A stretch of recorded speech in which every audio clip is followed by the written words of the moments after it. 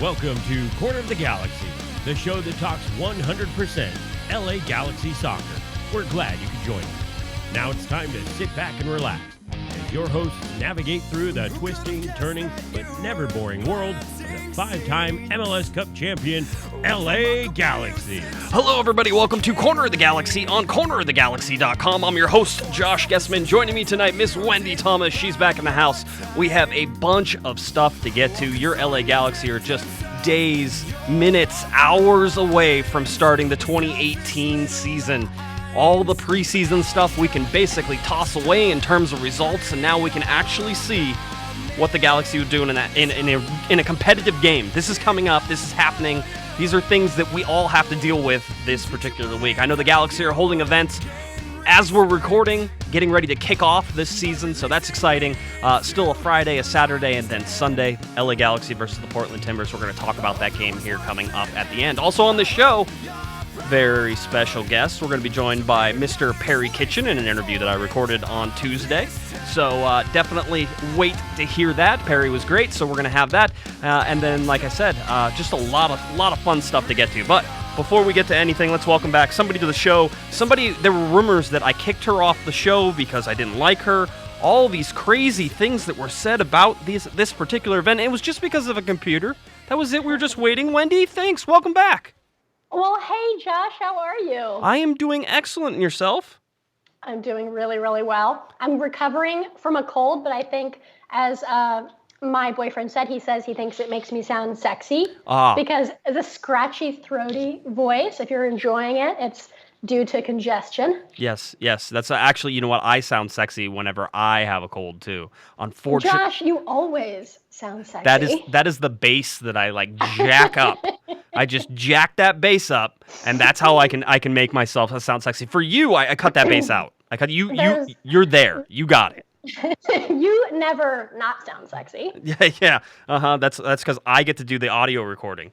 That's why. So absolutely. Well, we're glad that you're back.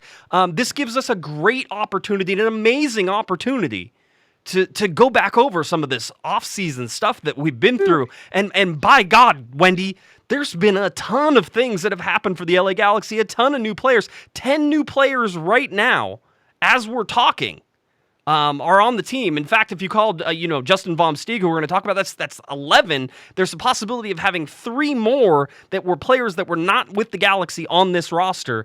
A huge amount of turnover. Where do you feel on all this?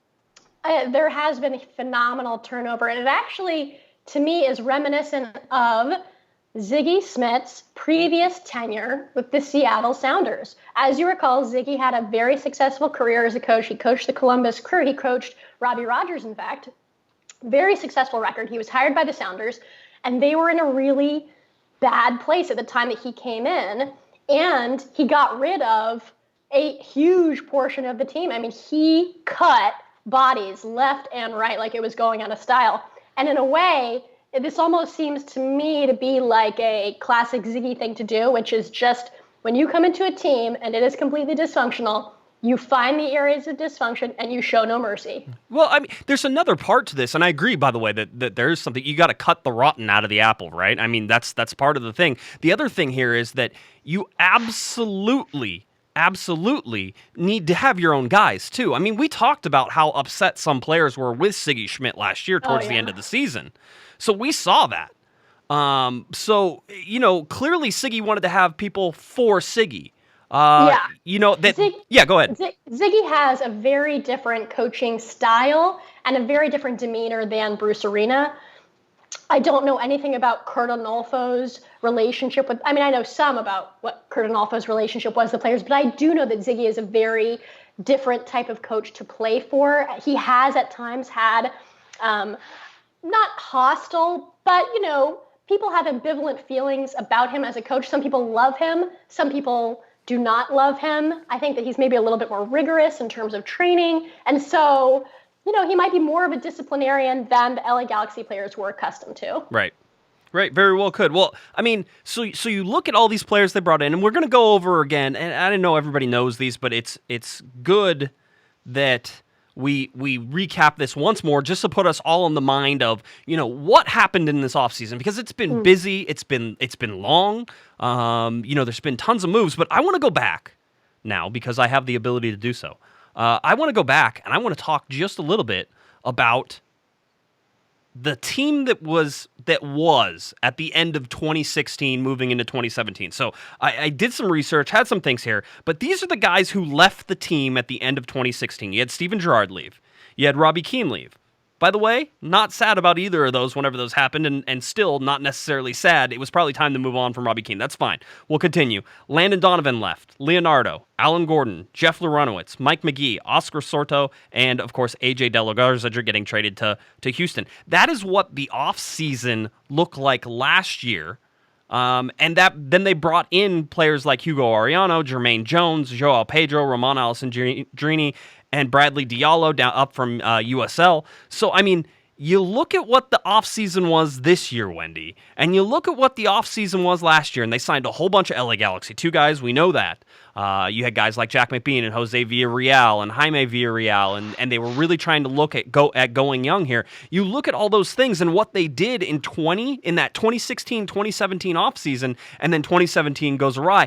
Do you feel better about where you are right now than you did before 2017 last season? So I do. I can't speak for other LA Galaxy fans. I do, but I also, at that time when we were going into the 2017 season, I had a lot of reservations with respect to the organization and people who are in charge. Whereas, regardless of what people's opinion is of Ziggy Schmidt, he has a phenomenal record. And I generally am someone who believes in a merit-based system, that people should be promoted based on achievement and record, regardless of whether you like them, don't like them, etc. So I'm more comfortable going into a season knowing that it's being helmed by a coach who could still fail, because you can always fail.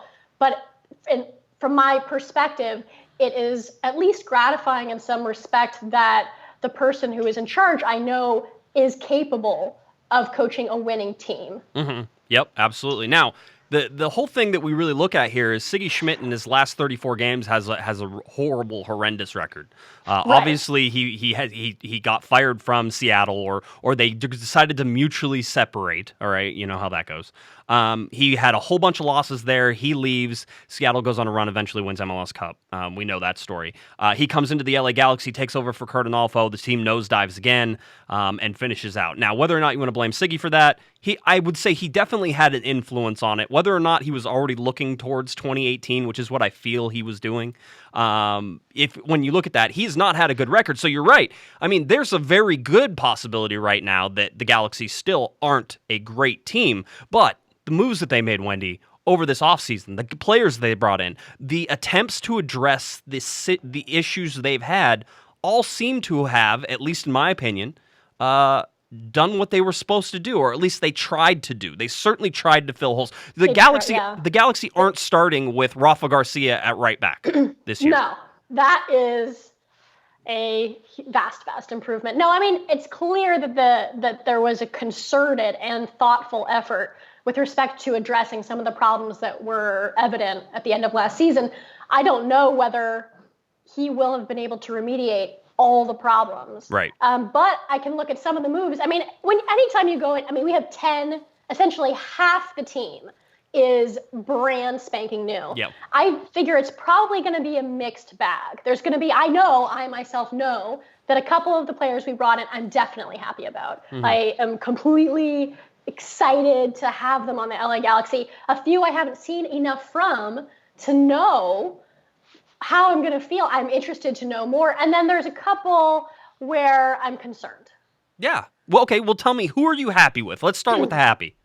Okay. The best pickup in the LA Galaxy offseason by a mile is Perry Kitchen. Oh, yes. He has, I've seen every preseason game, went in person to every preseason game.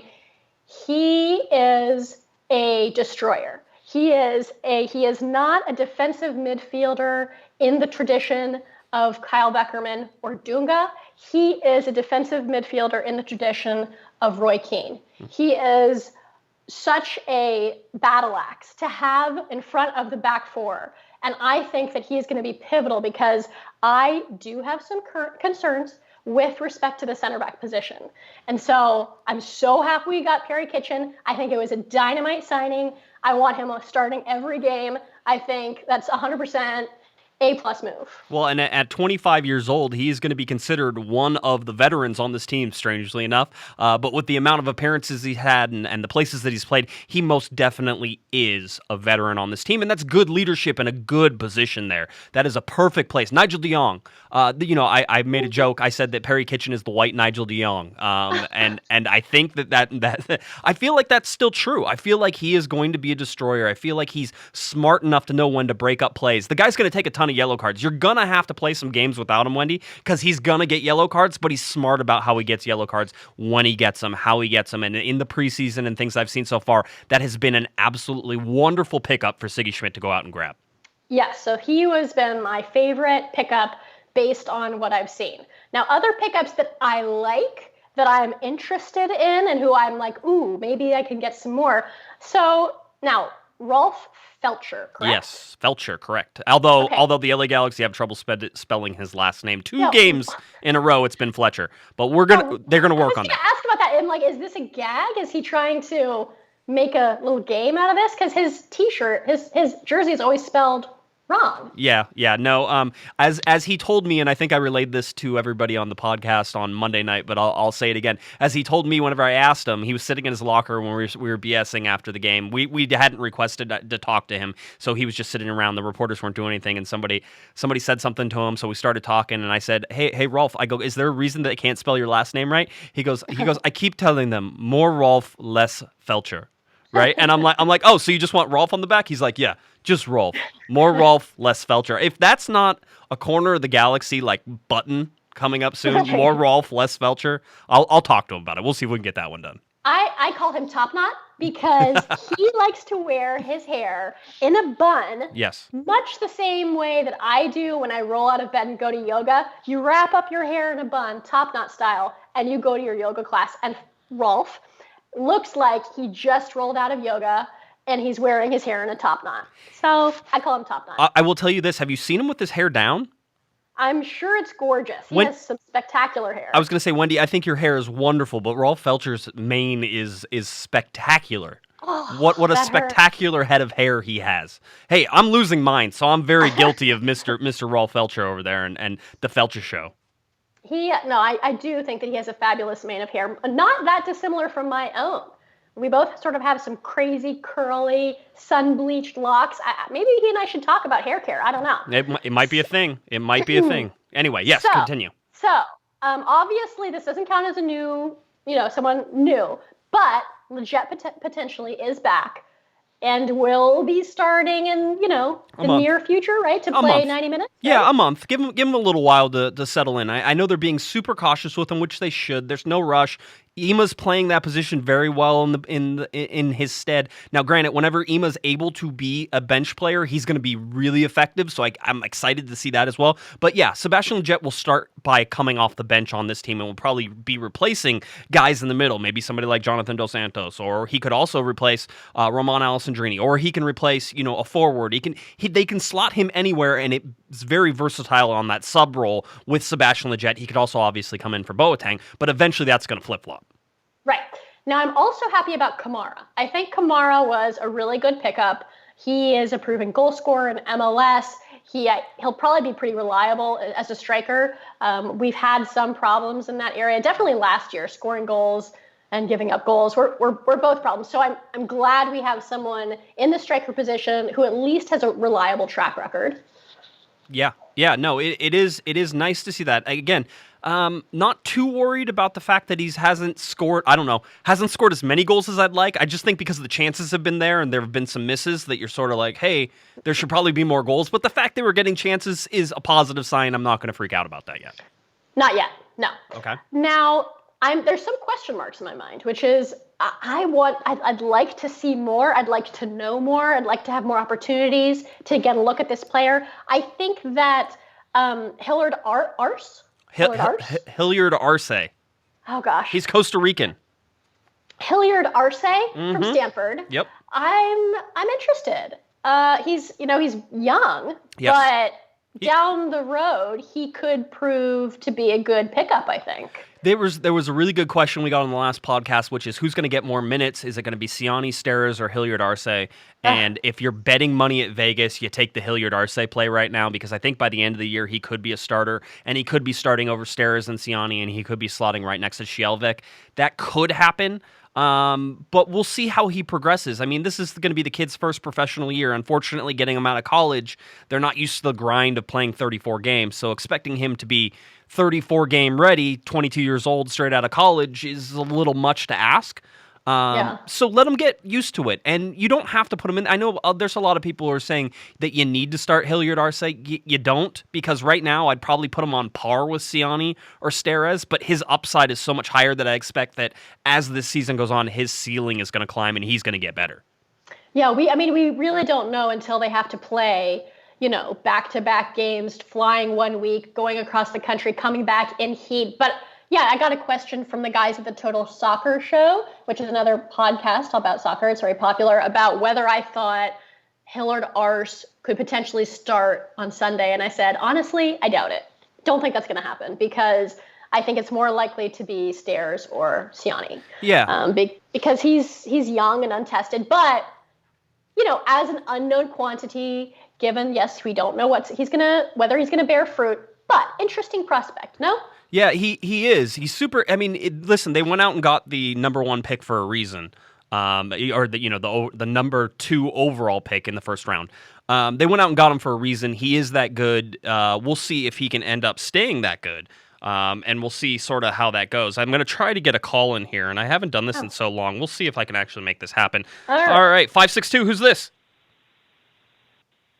Hey, Josh. It's Christian from Whittier. Hey, Christian. Thanks for calling in, buddy. What do you got? How's it going? Are we still on Hilliard Arce? I know that's kind of like we're on defense right now. Yeah, we're talking defense, but what do you got? Okay, well, so I know that like what's his name, Siani and Steres are looking pretty rusty right now. That kind of makes me maybe we should. Is it possible we could bring in another center back? And at the same time, I'm seeing that there are rumors coming out that Omar Gonzalez is looking to leave Pachuca and come back to MLS. What do you think what do you think the probability is that he comes back to the Galaxy, or do you even think the Galaxy should even try to sign him to solidify that center back position? Yeah, in my opinion, they already have a ton of center backs, Christian. You're looking at Hilliard Arce, Steres, Siani, Shelvik. Romney can play there. Ariano can play there. Clementa can play there. So you're looking at a position that they probably have sufficient enough depth in there. Now, if you're going to clean out some guys, if you're going to clean out one or two, if you're going to clean out a guy like Siani, yeah. I mean, if you go out and clean out Siani, you might be able to move Omar Gonzalez in, but how much does Omar want to make? He's probably going to be a TAM player. I think the Galaxy are probably strapped on the TAM side right now, or maybe they're not. I mean, maybe it is something that they should perhaps look at. I'll just tell you that right now, with the depth that they have at center back, I would be surprised if they tried to make a move for Omar Gonzalez. Wendy, do you have anything on that? Yeah, I mean, I think that the LA Galaxy would have Omar Gonzalez's rights. As you know, when the player returns, I think that usually the team that they left retains their rights. So those would be valuable. Whether the LA Galaxy wants to have him back or wants to trade those rights for something of value, that's one question. Omar Gonzalez suffered an injury when he was playing for Pachuca. We would obviously want to evaluate the severity of that injury before deciding. As you know, Omar's had a couple of injuries over the course of his career, but he would definitely be a huge step up from either Siani or Steres. But I don't see how our budget could possibly afford him right now. Yeah, it would be a little bit of a stretch there, Christian. Yeah. The other thing that I would say, Wendy, with it being they transferred Omar Gonzalez and there was a transfer fee paid, they don't have anymore. Right. Oh, yeah. Darn. Yeah, I know. That would be nice. If his contract just expanded, then he could go away. But yeah, I mean, realistically, Christian, you could just dump Siani. I don't think that's enough money. I don't think you can pay Omar Gonzalez $620,000 coming from Pachuca. I don't think... Yeah. I think an article said he'd be willing to take a pay cut from. I don't know. Does that maybe kind of play into it as well? And I know we don't have his rights anymore, so. Yeah, I mean, listen, he would also be a U.S. men's national team player. He may be actually subject to allocation, but the Galaxy still have a high pick in allocation. So, I mean, they're lined up for it if it's possible, but right now, I'm not feeling it. I don't think it's going to happen. All right? For sure. Awesome, thanks Christian. for your take on it. Hey, thanks, buddy. We appreciate the call, all right? All right, for sure. No problem. You guys have a great night, okay? All right, there we go. There's Christian. I know you like his name, so I do like his name. That was good. All right. If you want to get in and call, you can as well. 714, excuse me, that's not the right number. That's another number in my head that I don't need to give out. 949-734-4217, 949-734-4217 if you want to give us a call. But no, I mean, so here's the weak spots that I'm just going to point out the weak spots in the LA Galaxy. There's no depth at striker, so if Kamara goes down, that's something that you have to worry about. Siggy Schmidt says he's actively trying to plug that hole. Maybe it's something they look at during summer. Maybe that's Zlatan Ibrahimovic. I don't know. I'm going to be honest with you. I really have no idea what they're talking about. The other places, they're weak at right back. I'm not sold on Felcher. Just I think Wendy is as you're not. He hasn't shown me that he is quick enough, fast enough to be able to play in Major League Soccer. He's better than Rafa Garcia, though. He is, but I mean, you're borderline better than Rafa Garcia at right back as well, Wendy. All right, I don't have 100th of the fitness of Rafa Garcia. That's okay though. Here, let's see if we can get a hold of another call here. 323. Who's this? Hey, Guesman, this is Bobby right now. Hey, Bobby, what's up, buddy? Are we still talking about the defense? We can talk about anything you want. You throw it out. We can talk defense. Defense seems to be a place that you could definitely talk about. All right, I was gonna say that I agree with your take on the center backs right now. Right. I like I said, I agree with what you said about Arce and how you put them on par with Stars and Ciani, but the upside is much bigger, I'd say. Mm-hmm. But yeah, I think we have enough players that if let's say it doesn't work out, we have enough players to kind of rotate. Right. And try to look for something. Yeah. I mean, to make it work. That's the big thing. That's the big thing, Bobby, is the rotation, and there's a huge amount of rotation you can play in there. Even if Ashley Cole goes down, which is certainly something that you need to plan and prepare for. But Jorgen Skjelvik can play left back, so if you have multiple center backs, you can plug other guys into center back and move them out to left back. You can also slot Dave Romney into left back, so you can play musical chairs with that back line. Almost anybody in any position, and you're not falling off a cliff bad. All right, it's going to be a downgrade from the starting lineup, but you're not like suddenly the worst defense in the league. Yeah, and this is a better problem to have than last year when we didn't have pieces. That's right. Like later on in the season, That's we pressure Ciani. Yep. No, absolutely. You pressure Ciani, and then it all goes to hell in a handbasket. Absolutely. All right. Anything else, Bobby? I was gonna say good stuff with the scarves.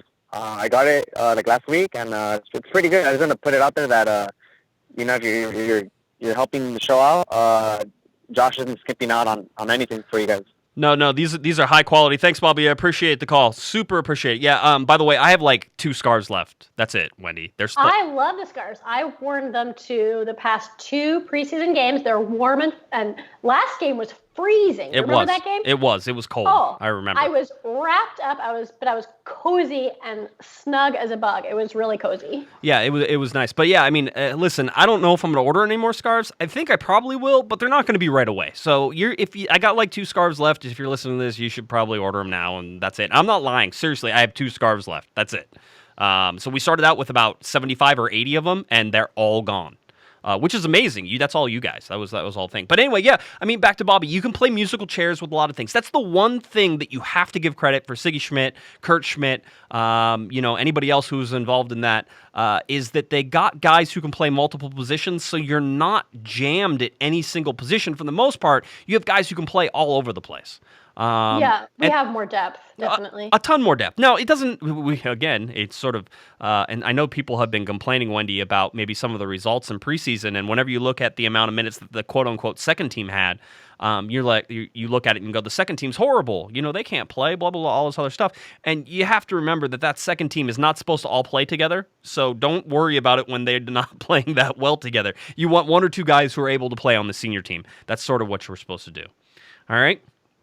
Yeah, so now getting back to the new players, Chris Pontius. I've liked Chris Pontius in the past, but I haven't seen enough of him. I mean, there's a few of these guys I just haven't seen enough of, like Shelvick. I don't know is that the way the way you pronounce it? Shelvick, you got it. That's cool. That's Shelvick. good. Okay. Yep. Clementa could be good. I don't know. I mean, I haven't had really strong impressions from. Same thing with David Bingham. Even though I liked him in San Jose, I feel like, oh, maybe I don't know. Like, I can't tell. Yeah, it is. It is interesting with David Bingham. I would say that he's going to be okay. But I would also say that his preseason performances haven't left me stunned and amazed by his skills. Yeah, it's weird, right? As Giassi Zardes said, David Bingham didn't blow my mind. I'm going to blow your mind with my skills, is what Giassi Zardes said whenever he was almost drafted by somebody, but he wasn't because he was a homegrown player.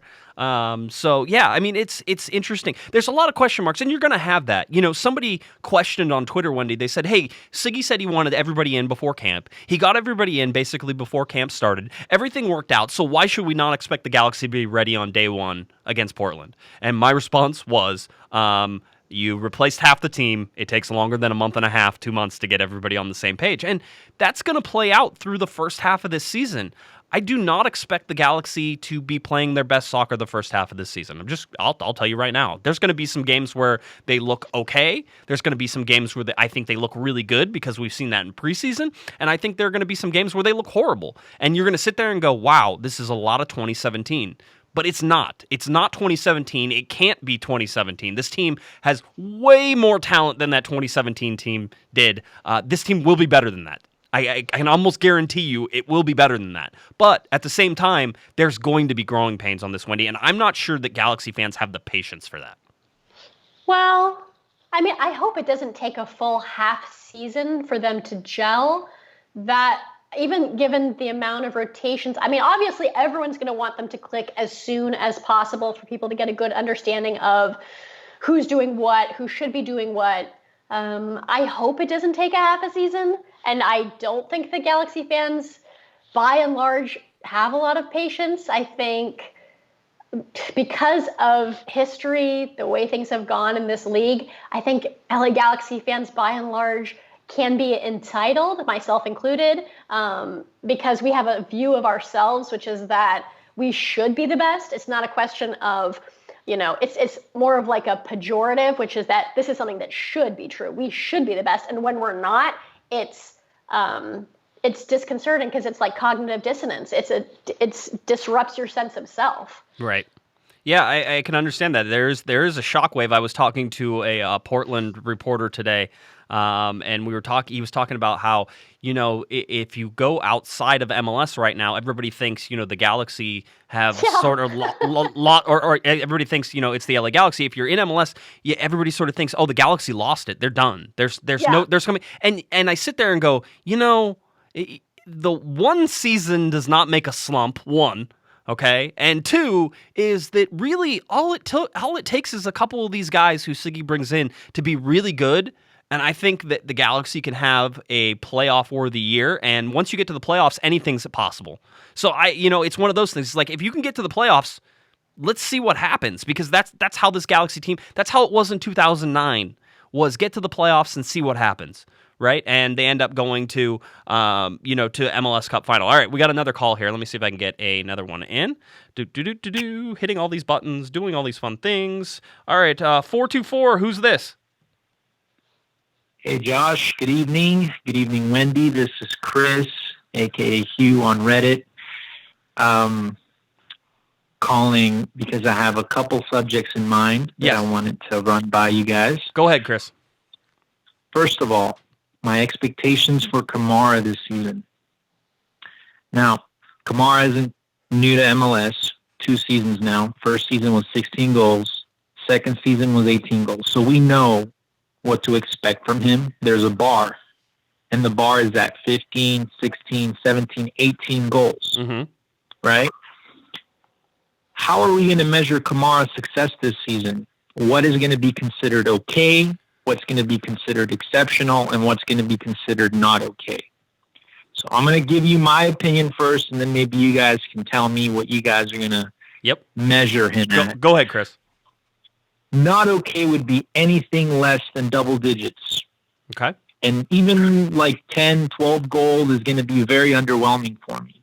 Okay. Okay is going to be what we've seen him do already. So I'm expecting those 15, 16, 17, 18 goals, which out of all three, I'm probably thinking that's going to be unlikely as it stands right now.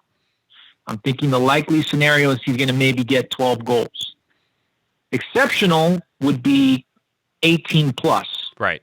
Which I think is the least likely scenario here. I don't see him getting 20 goals this season as it stands. That I may be proven wrong, and I hope that I am. Right. I don't think so. Right. Well, I mean, okay, so here's my take on that here real quick, Chris. Let's try to talk with our words. Is that Ola Kamara, if he's involved in the offense, will score his goals, and if the Galaxy are winning and other guys are scoring goals as well, if he contributes to the overall offense, and if it's because they're watching him or game planning for him and they don't take on Gio and Gio ends up scoring 15, 17, 18 goals, then I still consider him a success. He doesn't have to score goals in order for him to be, the player that the Galaxy wanted. Granted, they got him to score goals. I absolutely 100% agree with that. But if the Galaxy are winning, if the Galaxy are scoring goals, and it's because he's involved in the plays, he's taking things, I honestly think that this Galaxy offense, if you look at the front six, is going to score a ton of goals, Chris. And so if there's a ton of goals, he's going to have to share some of those. So he's maybe not going to be that sole guy like he was in Columbus, or a little bit more than he was in Columbus. He had some other good players in there with Justin Miram and Higuain. So there's players around him. But if he's involved in the offense and the offense is scoring goals, then I'm a happy camper. I think they get their money's worth. And if they don't have to pay, if they win a whole bunch of games and score a whole bunch of goals and they go far and they make a deep run in the playoffs and he's a part of that team, I'm happy with that. Wendy, what are your thoughts? I disagree with Josh. I disagree with Josh. I think that if you have a striker, the striker needs to score goals. That's why you hire them. I would say anything less than a dozen would be a disappointment for the season. Between 12 and 16 would be okay. 17 to 20 would be excellent. There you go. So a lot of lines with you, Chris. All right, go ahead, Chris. Follow up.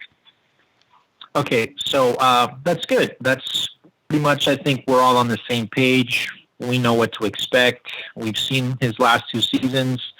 That's the bar. Now, as far as I'm going to switch up the subject just a little bit, all right, because I know that, eventually we're going to go into the World Cup and, we're going to have some international duty, maybe some injuries. I'm going to propose this lineup, play around with it a little bit, but Kamara up top as a striker. Right below him, we have Leggett as an attacking midfielder.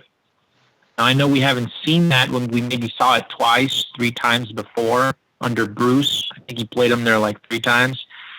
But that's a position that Leggett was being trained for, and he was being, brought up at West Ham to play as a center attacking mid. Now, I'd like to see him do that, in the case of, Gio getting injured or Gio leaving on international duty. I'd like to see Pontius on the left wing, Alessandrini on the right wing. Yeah. I mean, I'd like to see in the midfield. That all makes sense. That all makes sense to me, Chris. I'm gonna let you go here because I have to get into my interview as well. Thanks for the call. I mean, that type of stuff makes sense to me, Wendy. Whenever you look at where Sebastian Leggett, we were just talking about how he's sort of the Swiss Army knife. Where he can play on the left, he can play in the center, he can play up top. I imagine that Siggy's going to use him all over the place whenever he's healthy, and that him coming off the bench for these first couple of weeks is just sort of him getting up to speed, getting used to being back in the game and all those things. And then once that happens, it's game on for him. I mean, I want Leggett playing 90 more than anything, I can tell you. And I will give you right now, starting 11, when the Dos Santos brothers go on international duty, from left to right, starting at the top. Boateng, Kamara, Alessandrini, Kitchen, Leggett, Carrasco, Cole, Shelvik, Stairs, Belcher. Yeah, I you said it fast, but I agree. I'm sure I agree with you. There's the thing is that you can have so many different lineups with these particular players. It's not like last year. You can certainly guess the starting lineup this year in terms of there are a set of 11 players who are probably the best, quote unquote, the best, and they're going to start. That's fine. It's easy to determine that's good. But coming off the bench and the ability to, if a defender gets hurt, or if a midfielder gets hurt, or if somebody gets tired, there's endless possibilities here. And even making the 18 on this team is going to be difficult with Siggy Schmidt. So I think it's great. There's tons of competition. Servando Carrasco was talking about how his job, he knows he's not starting. And Servando Carrasco says it's his job to train hard and to make sure that those 11 other guys are prepared. And those are the kind of guys that were missing last year, in my opinion. And it's huge what they're doing. All right, I'm going to go ahead and take a break here. I want to take a break, Wendy, because I want to get to the interview with Perry Kitchen. Yes. And we're going to run out of time here because I have to stop right at 8 p.m. I have to go somewhere. So let's take a quick break. Like I said, let's see. Let's hit that button. That works. All right, we're going to take a quick break. Whenever we get back, I'm going to be talking, or you're going to be hearing the interview I did with Perry Kitchen on Tuesday. So we hope you enjoy that. And then Wendy and I will be back to, of course, preview the Portland game. Don't go anywhere. You're listening to Corner of the Galaxy on cornerofthegalaxy.com.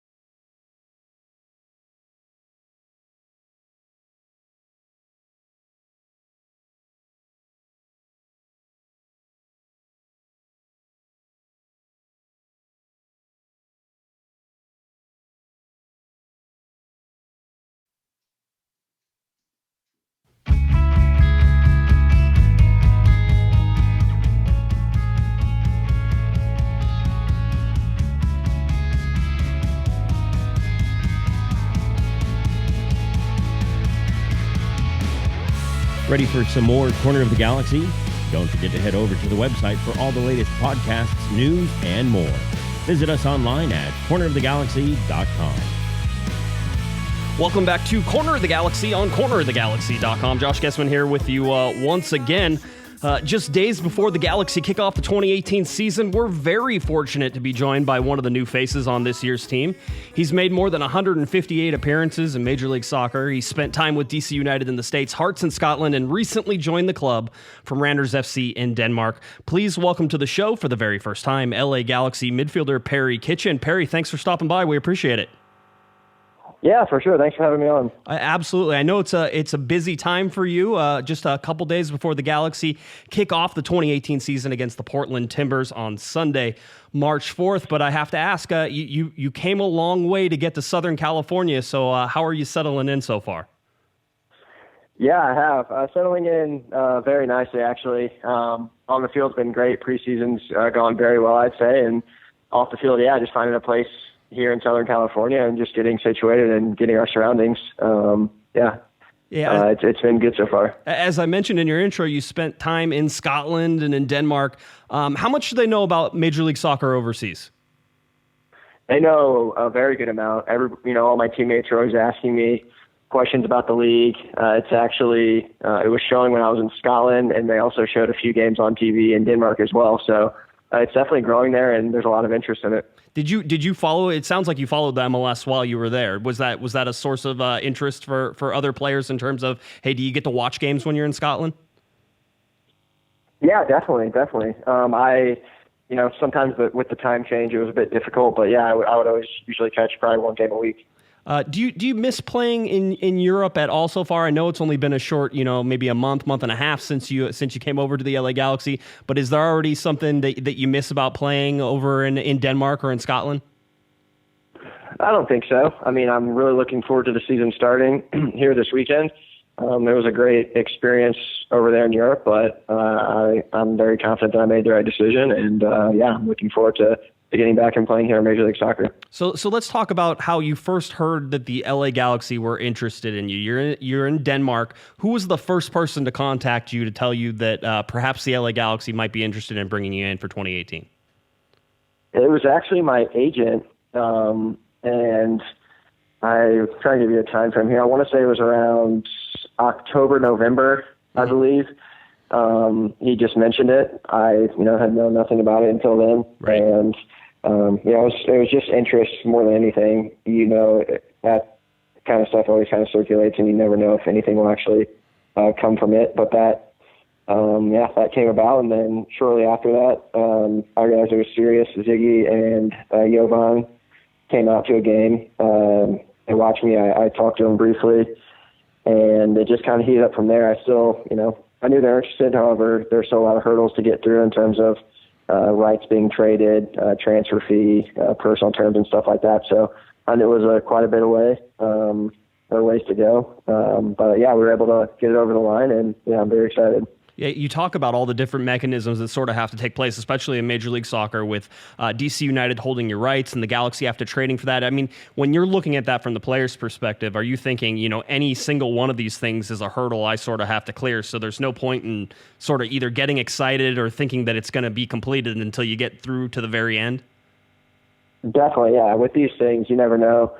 What could happen. There's a lot of things that have to, not just with Major League Soccer, but just with any sort of there's a lot of things that have to be cleared and hurdles you have to cross. So you never know until the contract's signed. All right, so even as a player who just joined the club, is there a sense with everything that went on through the preseason that you and the entire team is trying to correct, sort of the folly that happened last year, or the catastrophe that happened last year in terms of how the Galaxy finished? Yes, definitely. I mean, there's it's no secret that last season was definitely not up to the standard that this club is used to. And I think, there's again a lot of new faces. But yeah, we've even though some of the new guys, all the new guys weren't a part of it, there's still, a reminder that, hey, every session has to be sharp. Every time we get on the field, we have to do the best we can do so we don't, get anywhere near what happened last year. And I think we definitely have that mentality. The guys that are still here from last year definitely have that mentality. So I wouldn't expect to see that again. Is it weird coming into a locker room that had such high turnover? I mean, you're talking about, I think, 12 players for the Galaxy that have been turned over year over year. It seems like, and in a lot of key positions, I might say, is that a different feeling? Most of the time you see maybe one or two players or three or four players, but having 12 players, I mean, a large portion of the roster being brand new faces or brand new to the club, is that a different experience, or is it pretty much the same? I mean, it's definitely a lot of changes. I've experienced it once before in Scotland. Again, that was more of a coaching change than anything. Mm-hmm. So that, he was bringing his own players, but the team was in good form. But with this, I mean, like you said, there were the last season was not good for this club. So changes were apparent in the front office's mind and obviously in the coaching staff's mind. So I don't think it's anything abnormal. What is the character for this team? I know it's been a very quick preseason. We're trying to work in all the new faces, yourself included. Just trying to get a feel and a sense for the team and your teammates.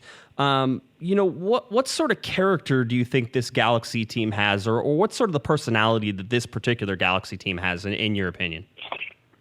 In my opinion, I would say we're a team that, when we're not on the ball, we're going to be a team that's very hard to play against. Not just a team of, creative players, guys that are going to roll up their sleeves and dig in. And then when we're on the ball, hopefully, we're creating sequences, we're creating chances, we're suffocating teams with our pressure, and we're kind of the team on the front foot, and that's what we want to be, and that's what we're aiming for. Do you feel like you've had enough time in preseason? Does the entire team feel like they had enough time, or would you like maybe another couple weeks to sort of really get things gelled? No, not at all. I think coming from Europe, the preseasons, they are only about 3 to 4 weeks, so this feels plenty long for me. And I think the guys in the locker room, everyone's just very excited to get going. We feel like we've put in all the work necessary to get the season going in terms of fitness and just match sharpness. So I heard you say that as a team, you think that you're going to be very difficult to play against when you don't have the ball. I would say that it probably translates to what I've seen from you so far here in the preseason. So what's your specific skill set that you bring to this LA Galaxy team? Well, I don't like to talk about myself too much, but the good characteristics of someone in my position, someone that is obviously organizing, at all times, somebody who's clean on the ball, keeps the ball moving. Somebody who can seal off plays and keep the ball in the attacking half, especially when we're in the attack, just sealing off with the center backs to make sure we win the ball back right away. And someone that can just get the ball and find the creative players in Gio and Roman, the guys higher up the field. So, those are just a few things that, if I do and I do well, I'll be satisfied. You look at the Galaxy, and I would say myself and most of the pundits who look at this team say you're incredibly deep at midfield. Was there any hesitance from you to even come into a team that has, I don't know, at some point I think 1 million midfielders on this roster? No, not at all. Again, that's if a team's bringing you in, usually there's a reason for that. So I was confident in the conversations I had with Ziggy and the other coaches as well. But again, you always, as a player, you have to earn your position, earn a starting 11 spot every week. So I'm always up for a challenge. And again, there's a lot of depth, there's a lot of talent on the squad, and guys can kind of change in and out, pretty much anywhere over the field. So for me, it's a good challenge, and I think the depth of the team is one of our great strengths. Yeah, you're just 25 years old. You are also one of the veterans on this team, and it's interesting when you look back at the season last year. I think the Galaxy would say that they lack some veteran leadership. Even at 25, like I said, you are a veteran. Does that feel weird to you in your mind that realistically, when I look at this team, you should be one of the on the field leaders? Yeah, it definitely feels weird. It just seems like yesterday I was starting professional soccer for the first time. So. Yeah, in my 8th season now, it's definitely something that I have to bring. I definitely have to step up for this team and do what I can. All right, so my final question here is, and it's twofold, so think about it carefully. For you personally, what are your goals in 2018, and what are some realistic goals for this 2018 LA Galaxy team? I'll start with me personally. For me personally, going into preseason was just to get a starting job. To maintain a starting job throughout the season, and kind of just get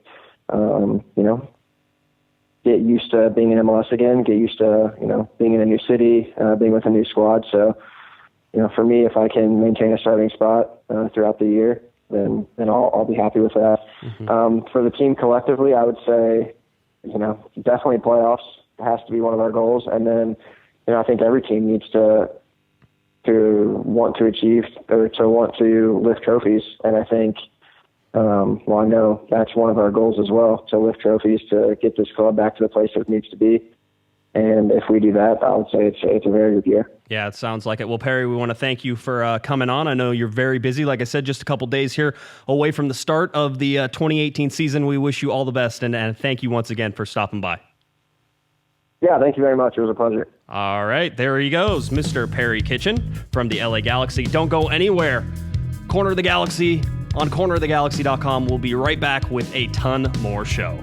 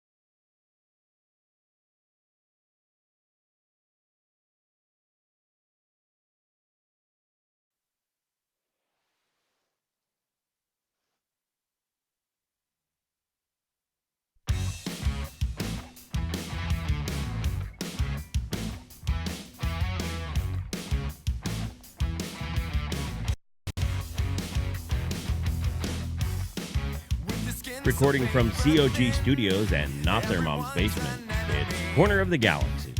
Hello, everybody. Welcome back to Corner of the Galaxy, cornerofthegalaxy.com. Josh and Wendy back with you. I don't know. I thought it was at least a fun and interesting discussion there with Perry Kitchen. Glad that he could come on the show. Thank you to Perry, and thank you to the LA Galaxy. And Wendy, I must say that I'm actually pretty proud of myself right now because I didn't make any Perry the Platypus jokes from Phineas and Ferb. So I kept it, professional on this one. Yeah, Perry Kitchen. I think it's going to be really interesting to see who is the starting midfield. This season. I mean, not just when the DeSantis brothers go on vacation, but theoretically, almost every position has someone who is vying for it. It is. There's depth everywhere. There's competition everywhere. Siggy has said as much. So, I mean, that's a positive in most cases. I would say that it can be a negative if it's constantly changing because, somebody keeps outperforming somebody else in training. There has to be some consistency there. You would like to see some consistency. I don't think that's going to happen. But yeah, it has to be good that there's competition in training. And I don't care what anybody says, preseason and training is not the same as game intensity in terms of a game that counts. And so you're starting to see now this Sunday will actually be, the game that counts. You'll start to see that intensity and that will actually happen. So I'm looking forward to that. I'm looking forward to seeing a game that counts, Wendy. So that way you can be either, pleased or displeased with the outcome of the game, because in preseason you can't be displeased with the outcome of a game. It doesn't matter because it's preseason. But yes. But Sunday. Yes. Sunday counts. Sunday matters. We can officially start to care and to build our grudges and to have our favorites and to have our secret crushes. If you're me, if you're not, that's cool. But I know who the players that I love, who I always am excited to see, are the players who give 100% effort all of the time, especially when things go south and your back is against the wall. So little Emma Boateng, who is not the most talented player on this team, probably not even one of the more talented players on this team, he has somehow weaseled his way into the starting 11 of the LA Galaxy by virtue of the fact that his work ethic is phenomenal. And Ashley Cole, is going to give you 1,000%. Allison Drini, same thing. Leggett, same thing. Kitchen, same thing. Boateng, same thing. Right. So you have some players who are going to be pushing the whole way.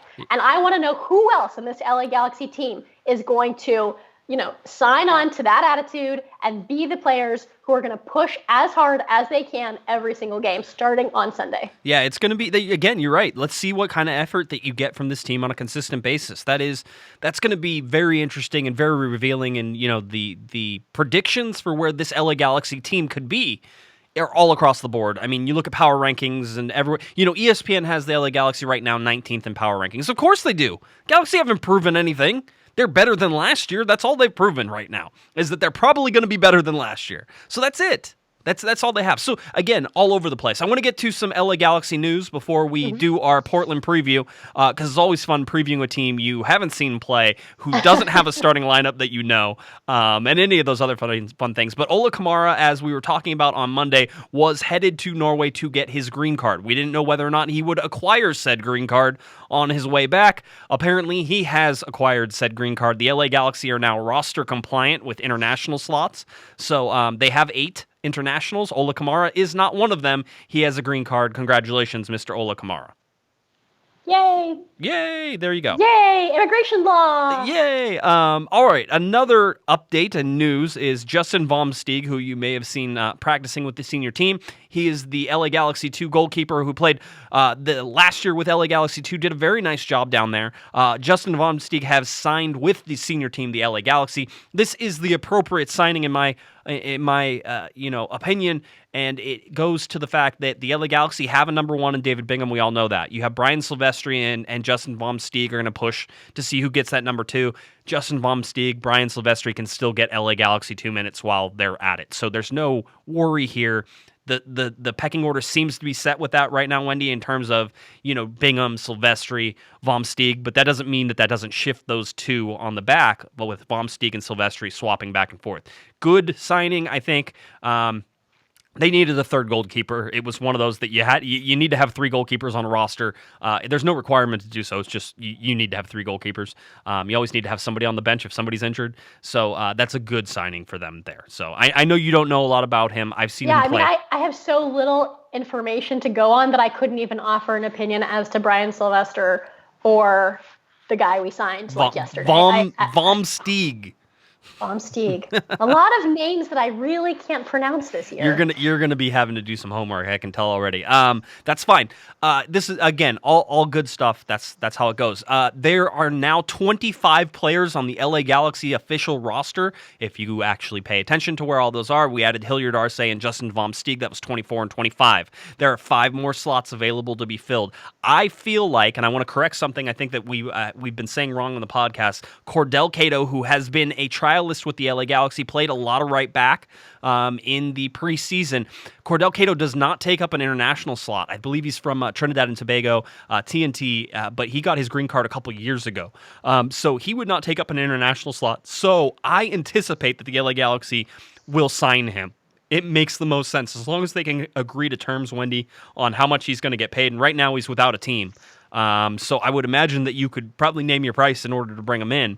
But he is good right back depth, and in my opinion, in this preseason, he's played better than Felcher at right back. And also I want to know how much we have left under the cap. Like, how much money do we have to play with? Because if we only have $200,000, then basically, you're bringing in 3 completely, bottom of the rung players who are 19, 20 years old, just looking to get into MLS. But if we have more money to play with, maybe we'll get someone, maybe someone from Europe, someone from Central America. I don't know. I can tell you that you will never, ever in the history of Major League Soccer, maybe by the time you're dead, maybe not, ever know what the LA Galaxy or any other team is compared to the salary cap.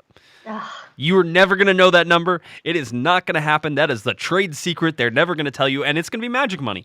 They could have room, Wendy. They could have no room. I have no idea. We won't have any idea until they release player salaries, and that doesn't even tell the whole story. So it's definitely one of those things that's sort of interesting. But I think Cordell Cato is going to make this team. That's my feeling right now. I don't have any inside information on that. It's just my feeling. So I think that would be a good signing there, and he could push Felcher for that starting spot on the right back side.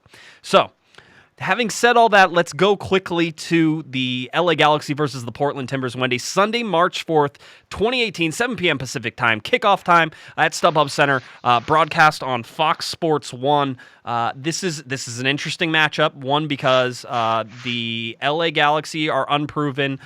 2, because Portland has a new coach. Gio Savarese, who used to coach the New York Cosmos, is now taking over, and he has not really gifted or told anybody, Wendy, what his starting lineup is going to be.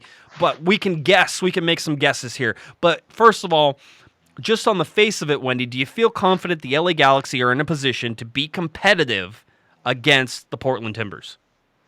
Well, the phrase competitive, the word competitive suggests that the fans will see a competitive game, meaning that it won't be a blowout. So I think that the Galaxy will be competitive. Yes. I don't know. I have absolutely no idea. I mean, whether the Galaxy will win, because I don't know anything about what Portland has done in the offseason. I honestly don't know whether their moves have been good or bad. Portland, last year, the past few years, Portland's been a pretty good team. Portland has historically had some players who are pretty good.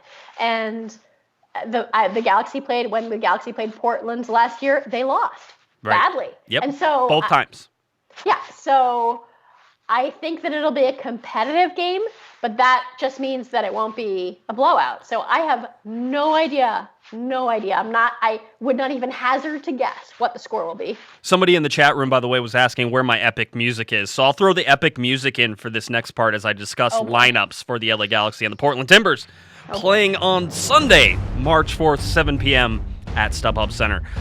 Looking at the starting lineup for the LA Galaxy, let's start in the back with goalkeeper David Bingham. That's a lock. That's not going anywhere. You have Ashley Cole on the left-hand side, Jorgen Skjelvik in the center, probably Michael Ciani over Daniel Steres at that other center back role, and Rolf Felcher out there on the right-hand side. Perry Kitchen will play the defensive midfielder role. Beside him, or possibly just in front of him, should be Jonathan Dos Santos, but injury concerns are still there. We have not heard about whether or not Jonathan Dos Santos is training again this week. We should find out more information on Friday and Saturday. I should be at training on Friday and Saturday, so we should be able to find that out. Emmanuel Boateng on the left wing, Roman Alessandrini on the right wing, Giovanni Dos Santos playing underneath Ola Kamara. That should be your starting lineup for the LA Galaxy. Now, let's go over to the Portland Timbers, and I was talked to some people today to figure out who is going to be playing. Gleason will be starting in goal, mostly because Antonella looks like he's 100% out. He will not play, so you're getting the second-string goalkeeper that's going to be starting there, but still a very good goalkeeper in Jake Gleason. You have Michael Farfan, Liam Ridgewell, Mabiala, and Powell in the back line. Olam Guzman in that defensive midfielder side. Blanco Valeri Asprilla in that offensive midfield side. And then, of course, number 9, the big, tall guy, Fernando Adi, who has caused the LA Galaxy many headaches over the time. Wendy, I was talking with somebody, and we were discussing the LA Galaxy and how it goes against sort of this Portland Timbers team. And here's the thing with Portland is they do have a lot of speed. They are a quick, fast team. They can really stretch people. And do the LA Galaxy have the quickness and the pace to be able to match Portland in this game? My concern is that we have no one to deal with Audi. Of our center backs, Siani's got a big enough body on him, at least. There's a physical matchup there. Now, whether or not there's a skill matchup is another question, right?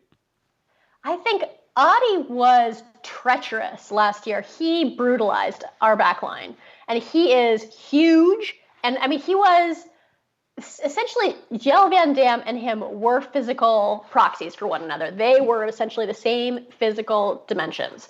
And he was huge and terrifying. And I'm just thinking, Stairs is big, Siani is big, but in terms of dealing with him, I am concerned. I wonder if we have anyone to counteract that threat. Yeah, I don't know what the answer is, but guess what? We will actually get to find out again on Sunday, March 4th, 7 p.m., StubHub Center. I hope we see everybody else out there. Wendy, thanks for stopping by again. I know it's been a long time, but it won't be so long until you come back this next time. So I hope you enjoyed it.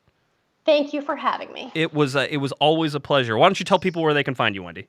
You can find me at cornerthegalaxy.com and American Soccer Now, and on Twitter at BardsBlonde. And of course, if you're looking for me on Twitter, it's at JGuesman, JGUESMAN, and at Galaxy Podcast on Twitter. Head on over to cornerthegalaxy.com. If you can grab any of the remaining scarves, go for it. Absolutely go for it. Have fun. There's like none left though, so good luck with that.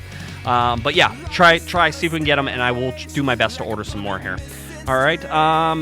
Let's see. I'm trying to think. cornerthegalaxy.com. You go to SoundCloud, iTunes. Give us a rating if you get a chance. But of course, I hope to see everybody out there on Sunday. I'll bring stickers. I'll see you at halftime. Just hit me up on Twitter, and I will tell you where I will be. All right. For Miss Wendy Thomas, I'm Josh Guesman. You've been listening to Corner of the Galaxy on cornerofthegalaxy.com. The season starts now. Everyone have a great one.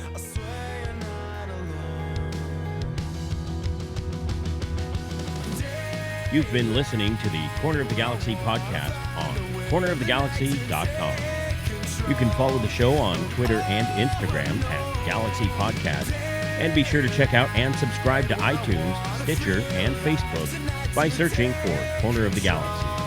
And for all of your independent LA Galaxy news, discussion, and entertainment, including this podcast, head on over to cornerofthegalaxy.com. Fans, thanks for listening. We ask that you be kind and courteous to your neighbors as you leave the podcast. We thank you for joining us and look forward to seeing you again.